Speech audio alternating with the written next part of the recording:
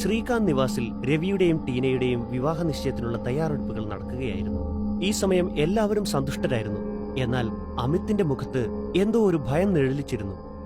നിങ്ങൾ ഇത് എന്താലോചിച്ചോണ്ടിരിക്ക? ഗസ്റ്റ് ഒക്കെ വന്നു തുടങ്ങി, എല്ലാവരും സന്തോഷത്തിലാ. പക്ഷെ നിങ്ങള് ആ ഫ്ലാഷ് ബാക്കിൽ പെട്ടുകിടക്കുക. അത് ഇന്ന് രവിയുടെ നിശ്ചയമല്ലേ? എനിക്ക് ആ പെണ്ണ് പറഞ്ഞതാ ഓർമ്മ വരുന്നത്. അവൾ പറഞ്ഞതാ അവൾ തിരികെ വരുമെന്ന്. നിങ്ങൾ ഇങ്ങനെ വിഷമിക്കാതിരിക്കെ, ആരും വരാൻ പോകുന്നില്ല. ഫംഗ്ഷൻ ആഘോഷപൂർവ്വം നടക്കുകയായിരുന്നു. മോതിരമണിയിക്കാനുള്ള മുഹൂർത്തമായി. രവിയും ടീനയും അമിത്തിനും മറ്റുള്ളവർക്കുമൊപ്പം നടുവിൽ നിൽക്കുകയായിരുന്നു. വിരുന്നിന് വന്ന എല്ലാവരും അവരെ ചുറ്റി നിന്നു. രവി ടീനയെ മോതിരമണിയിക്കാൻ തുടങ്ങിയപ്പോഴേക്കും ഒരു ഭീകരമായ ശബ്ദം എല്ലാവരും കേട്ടു. നിൽക്കൂ, വീട്ടിലൊരു ശുഭകാര്യം നടക്കുക. അപ്പൊ നിങ്ങളെല്ലാവരും എന്നെ മറന്നു കളഞ്ഞല്ലേ? ഈ ശബ്ദം കേട്ട് എല്ലാവരും ഞെട്ടിപ്പോയി. അവരെല്ലാം വാതിലിനടുത്തേക്ക് നോക്കി. അവിടെ ഒരു സ്ത്രീ മുഖത്ത് മൂടുപടമിട്ട് വാതിലിനരികിൽ നിന്നിരുന്നു. കണ്ടവർക്കെല്ലാം അവൾക്കൊരു കൂനുള്ളതായി മനസ്സിലായി. ചിലങ്കകളുടെ ശബ്ദത്തോടെ അവൾ മുന്നോട്ട് നടന്നു. അവളുടെ മുഖത്തു നിന്നും ആ മൂടുപടമുതിർന്ന് വിലക്കിപ്പോയി. അവളുടെ കണ്ണുകൾ ചുവന്ന് തെളിയുന്നതായിരുന്നു. അവളുടെ മുതുകിൽ ഒരു വലിയ മുഴയുണ്ടായിരുന്നു. ഇനി നമുക്ക് ഈ ചടങ്ങിലെ ശരിക്കുള്ള സന്തോഷം കാണാം. ഇത് പറഞ്ഞുകൊണ്ട് വിരുന്നിന് വന്ന ഒരാളുടെ കഴുത്തിൽ പിടിച്ച് അവൾ ഒടിച്ചു. എല്ലാവരും പേടിച്ച് അങ്ങോട്ടും ഇങ്ങോട്ടും ഓടാൻ തുടങ്ങി.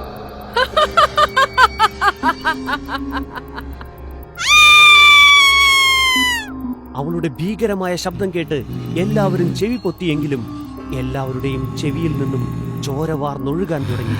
ആ ശബ്ദത്തിന്റെ തീവ്രതയിൽ അവരുടെ തല പെരുക്കാനും തുടങ്ങി. അമിത്തും അർപ്പണയും രവിയും അങ്ങനെ അവിടെയുള്ള ഓരോരുത്തരും ബോധം കെട്ട് വീഴാൻ തുടങ്ങി. വീണ് കിടക്കുന്നവരിൽ നിന്നും രവിയെയും ടീനയെയും അവൾ കാലിൽ പിടിച്ച് പുറത്തേക്ക് വലിച്ചു കൊണ്ടുപോയി. അമിത്ത് കണ്ണു തുറന്നപ്പോൾ കണ്ടത് എല്ലാവരും ബോധം കെട്ട് വീണ് കിടക്കുന്നതാണ്. രവിയെയും ടീനയെയും കാണാനുമില്ലായിരുന്നു. അവൻ അർപ്പിതയെ കുലുക്കി വിളിച്ചു. അവൾ പേടിയോടെ കണ്ണുകൾ തുറന്നു. രവിയും ടീനയും എവിടെ? പിന്നെ ആ കൂനിപ്പിശാചും? അവൾ അവരെ ആ ഗുഹയിലേക്ക് കൊണ്ടുപോയിട്ടുണ്ടാകും. അവിടെയാണല്ലോ അവളെ 18 വർഷം മുമ്പ് കാണാതായത്. ഇതേ സമയം രവിയും ടീനയും ആ ഭീകര രൂപത്തിന് മുന്നിൽ നിൽക്കുകയായിരുന്നു. അതവളുടെ ഗുഹയിലായിരുന്നു. ആ പിശാച് തന്റെ മായാശക്തിയാൽ അവരുടെ കാലുകൾ കെട്ടിയിട്ടിരുന്നു. അവർ രണ്ടുപേരും നിസ്സഹായരായി നിന്നുകൊണ്ട് പേടിച്ച കണ്ണുകളാൽ ആ പിശാചിനെ നോക്കിക്കൊണ്ടിരുന്നു. ആരാ നീ? എന്തിനാ ഞങ്ങളെ തട്ടിക്കൊണ്ടുവന്നത്? നീ ഇനിയും ജീവിച്ചാൽ നീ നിന്റെ അച്ഛനോട് തന്നെ ചോദിക്കണം ഞാൻ ആരാണെന്ന്. അയാള് നിനക്ക് നന്നായി പറഞ്ഞു തരും. ഇത് കേട്ട് ടീനയും രവിയും പേടിച്ചുപോയി. ഈ സമയമാണ് ഒരു ആട് ആ ഗുഹയുടെ അകത്തേക്ക് കയറി വന്നത്. ഇതെന്തായാലും നന്നായി. കുറെ അധികം നേരമായി ഞാൻ വിശന്ന് വലഞ്ഞിരിക്കുന്നു. ഇതും പറഞ്ഞുകൊണ്ട് ആ പിശാച് ആ ആടിന് മേൽ ചാടി വീണു. അതിന്റെ കഴുത്തിൽ കടിച്ച് അതിന്റെ വയറ്റിലേക്ക് കൈ തുളച്ചു കയറ്റി. എന്നിട്ട് ശബ്ദമുണ്ടാക്കി അതിന്റെ മാംസവും എല്ലും കടിച്ചു തിന്നാൻ തുടങ്ങി. കുറച്ചു സമയത്തിനകം അമിത് അർപ്പിതയെയും ഒരു മാന്ത്രികനെയും കൂട്ടി അവിടേക്ക് വന്നു. അവരെ കണ്ട് ടീനയ്ക്കും രവിക്കും കുറച്ച് ആശ്വാസമായി. ഏ ദുഷ്ടപിശാചേ, ഈ കുടുംബത്തെ നീ വിട്ടുപോയിക്കൊള്ളണം. ഇല്ലെങ്കിൽ എന്റെ മന്ത്രവാദം കൊണ്ട് നിന്നെ ഞാൻ ഭസ്മമാക്കി കളയും. ഈ കുടുംബം എന്റേതാണ്. ഞാനിത് ഉപേക്ഷിച്ച് ഒരിടത്തേക്കും പോകില്ല. ഇത് കേട്ട് എല്ലാവരും പേടിച്ചുപോയി. എന്നാൽ മന്ത്രവാദി ദേഷ്യം കൊണ്ട് ജ്വലിച്ചു. അങ്ങനെയെങ്കിൽ ദാ ഇത് പിടിച്ചോ. നിങ്ങൾ ഈ ചെയ്യുന്നത് ശരിയല്ല മന്ത്രവാദി. വിട്ടുപോകുന്നതാണ് നിനക്ക് നല്ലത്. കുറച്ച് സമയം കൂടി മാത്രം. അത് കഴിഞ്ഞ് ഞാൻ ഈ ശരീരം ഉപേക്ഷിച്ച് ടീനയുടെ ശരീരത്തിൽ പ്രവേശിക്കും. എങ്കിൽ എനിക്ക് നിന്നെ അവസാനിപ്പിക്കേണ്ടി വരും. ഉടനെ തന്നെ അയാൾ ഒരു മന്ത്രം ജപിച്ച് കുറച്ചു വെള്ളം ആ പിശാചിന് മേൽ തളിച്ചു. തന്റെ കഴുത്തിൽ നിന്നും ആ രുദ്രാക്ഷമാലയെടുത്ത് ആ പിശാചിന്റെ കഴുത്തിലേക്ക് ഇട്ടുകൊടുത്തു. ഇതെടുത്ത് മാറ്റ്. ആ കൂനിപ്പിശാശ് തന്റെ കഴുത്തിൽ നിന്നും മാല ഉയരാൻ ശ്രമിച്ചപ്പോൾ അവളുടെ കയ്യിൽ തീ പടർന്നു. അവൾ കൂടുതൽ വേദനയാൽ കരഞ്ഞുകൊണ്ട് നിലത്തേക്ക് വീണ് പിടയാൻ തുടങ്ങി. എഴുന്നേറ്റിരിക്ക്! മന്ത്രവാദിയുടെ വാക്ക് കേട്ട് അവൾ നിലത്തിരുന്നു. മാന്ത്രികനും അവൾക്ക് മുന്നിൽ ഇരുന്നു കൊണ്ട് മന്ത്രം ഉരുവിടാൻ തുടങ്ങി. അവൾക്ക് ഒന്നും ചെയ്യാൻ കഴിയുന്നുണ്ടായിരുന്നില്ല. അവൾ അലറിക്കരഞ്ഞുകൊണ്ടേയിരുന്നു. മാന്ത്രികൻ തന്റെ കയ്യിലുള്ള ജലം ടീനയുടെയും രവിയുടെയും മേൽ തളിച്ചപ്പോൾ അവരുടെ കാലിലേക്ക് അപ്രത്യക്ഷമായി.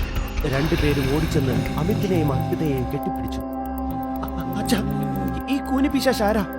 എന്തിനാ നമ്മുടെ കുടുംബത്തെ ഇവളുടെ കുടുംബമാണെന്ന് പറയുന്നത്? മോനെ, ഇതെന്റെ ആദ്യ ഭാര്യയായ പൂർണിമയാണ്. നിന്റെ അമ്മയ്ക്ക് മുമ്പേ ഞാൻ ഇവളെ കല്യാണം കഴിച്ചിരുന്നു. പക്ഷേ ഞങ്ങൾക്ക് മക്കളൊന്നും ഉണ്ടായിരുന്നില്ല. എന്റെ കുടുംബത്തിനൊരു അവകാശിയെ വേണമായിരുന്നു. അതുകൊണ്ട് ഞാൻ അവളെ പല സ്ഥലത്തും കൊണ്ടുപോയി ചികിത്സിച്ചു. പക്ഷെ എവിടെ നിന്നും ഫലം കിട്ടിയില്ല. അവസാനം ഞാൻ മാന്ത്രിക വിദ്യ പരീക്ഷിക്കാൻ തീരുമാനിച്ചു. ഞാൻ അവളെയും കൊണ്ടൊരു മാന്ത്രികന്റെ അടുത്ത് പോയി. അയാൾ ഞങ്ങൾക്ക് കുറച്ച് മന്ത്രവിദ്യകൾ പറഞ്ഞു തന്നു. അതേപോലെ ചില ഔഷധങ്ങൾ സേവിക്കാനും പറഞ്ഞു. അദ്ദേഹം പറഞ്ഞു തന്ന മന്ത്രങ്ങൾ ഞങ്ങൾ ഉരുവിടാൻ തുടങ്ങി. അദ്ദേഹം തന്ന ഔഷധങ്ങളും ഞാൻ അവൾക്ക് ദിവസവും കൊടുക്കാൻ തുടങ്ങി. അത് കഴിക്കുന്തോറും അവൾ കൂടുതൽ കൂടുതൽ അവശയായി മാറി. അവൾക്ക് നല്ല വേദനയും ഉണ്ടായിരുന്നു. അവളുടെ മുതുക് അസ്വാഭാവികമായി വളരാൻ തുടങ്ങി. അവൾ എന്നോട് ആ ബുദ്ധിമുട്ടിനെ പറ്റി പറഞ്ഞു. മാന്ത്രികൻ അപ്പോൾ പറഞ്ഞത് ഇതെല്ലാം ചികിത്സയുടെ ഭാഗമാണെന്നാണ്. കുട്ടികൾ വേണമെന്നുണ്ടെങ്കിൽ ചികിത്സ പൂർത്തിയാക്കണമെന്നും പറഞ്ഞു. കുട്ടികൾ വേണമെന്ന ആഗ്രഹം എന്നെ അന്ധനാക്കിയിരുന്നു. ഞാൻ ആ ഔഷധങ്ങൾ അവളെ നിർബന്ധിച്ച് കഴിപ്പിക്കാൻ തുടങ്ങി. സാവധാനത്തിൽ അവൾ വിരൂപയായി മാറി. അവളുടെ മുതുകിൽ ഒരു കൂനും വളരാൻ തുടങ്ങി. മാന്ത്രികൻ അപ്പോൾ പറഞ്ഞു, ഈ ചികിത്സ കൊണ്ട് ഇവൾക്കൊരു ഗുണവും ഉണ്ടാവുന്നില്ലെന്ന്. അയാൾക്ക് ഇനിയൊന്നും ചെയ്യാനാകില്ലെന്നും പറഞ്ഞു. ഞാനത് സഹിക്കാൻ തയ്യാറായിരുന്നു. എന്നാൽ അവൾക്ക് അതിൽ നിന്നും ഒരുപാട് ബുദ്ധിമുട്ടുണ്ടായി. തന്റെ സൗന്ദര്യം നശിച്ചതിലുള്ള ദുഃഖം അവൾക്ക് സഹിക്കാനായില്ല. അവൾ ഒരു ദിവസം മടങ്ങി വന്ന് എന്നോട് പ്രതികാരം ചെയ്യുമെന്ന് പറഞ്ഞു. അതു കഴിഞ്ഞ് അവൾ രാത്രി ഇറങ്ങിപ്പോയി. ചിലർ ഇവൾ ആ ഗുഹയിലേക്ക് കയറിപ്പോകുന്നത് കണ്ടിരുന്നു. പക്ഷെ ഞാൻ ഇവളെ ഈ ഗുഹയിൽ അന്വേഷിച്ചെങ്കിലും കാണാൻ സാധിച്ചില്ല. പിന്നെ ഇപ്പോഴാ ഇവളെ കാണുന്നത്. അച്ഛൻ ചെയ്തത് വലിയ തെറ്റായിപ്പോയി. അച്ഛൻ ഒരിക്കലും അങ്ങനെ ചെയ്യാൻ പാടില്ലായിരുന്നു. അതെ, അതെന്റെ തെറ്റാണ്. പക്ഷേ അതിന് എന്റെ കുടുംബം സഹിക്കേണ്ടതായി വരില്ല. അതുകൊണ്ട് ഇവൾ മരിക്കുന്നത് തന്നെയാണ് നല്ലത്. 18 വർഷം ഇരുട്ടിൽ കഴിഞ്ഞവളാ ഞാൻ. അങ്ങനെ ഇരുട്ടിന്റെ ശക്തി നേടിയിരിക്കുന്നു. എന്നെ നിനക്കൊന്നും അത്ര എളുപ്പത്തിൽ കൊല്ലാൻ സാധിക്കില്ല. ഇത് പറഞ്ഞുകൊണ്ട് അവൾ മാന്ത്രികന്റെ മുമ്പിൽ പറന്നെത്തി. എന്നിട്ട് അയാളുടെ വയറിൽ തന്റെ കൈ തുളച്ചു കയറ്റി കുടൽമാല പുറത്തേക്ക് വലിച്ചു. അവസാനമായി അലറിക്കൊണ്ട് മാന്ത്രികൻ ജീവൻ വെടിഞ്ഞു. ഇത് കണ്ടുനിന്ന മറ്റുള്ളവർ പേടിച്ചു നിലവിളിച്ചു. അവർ പുറത്തേക്ക് രക്ഷപ്പെടാനായി ഓടി. എന്നാൽ ആ കൂനിപ്പിശാശ് ടീനയെ പിടിച്ചു നിർത്തി. ടീന നിലവിളിക്കാൻ വായ് തുറന്നതും ആ പിശാച് ഒരു മന്ത്രം ചൊല്ലി.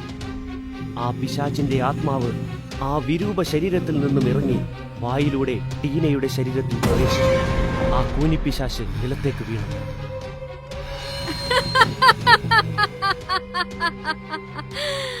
ഇനി ഈ ടീനയുടെ റോള് കഴിഞ്ഞിരിക്കുന്നു. ഇതും പറഞ്ഞുകൊണ്ട് അവൾ മറ്റൊരു മന്ത്രം ജപിച്ചു. അപ്പോൾ ടീനയുടെ ആത്മാവ് അവളിൽ നിന്നും ആ കൂനിപ്പിശാചിന്റെ ശരീരത്തിൽ കയറി. അവൾ എഴുന്നേറ്റ് നിന്നു. ടീന സമയം കളയാതെ കത്തിയെടുത്ത് കൂനിപ്പിശാചിന്റെ കഴുത്ത്. വേണ്ട!